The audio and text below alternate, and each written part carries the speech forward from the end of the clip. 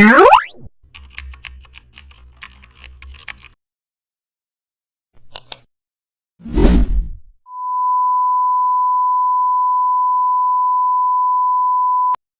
back to the channel and don't forget to like, share and subscribe for more updates. Today we are diving into an exciting tutorial how to create a logo texture effect with clipping mask. Import your logo in vector or PNG format and place it on a clean neutral background. Bring a metal for fabric texture above the logo. Right click and choose create clipping mask. And also adjust textures placement to highlight key areas. Apply overlay or soft light for blending and add an inner shadow for create realism. Use bevel and emboss for raised effect. Drop a subtle shadow underneath and also add a light reflection using white gradient.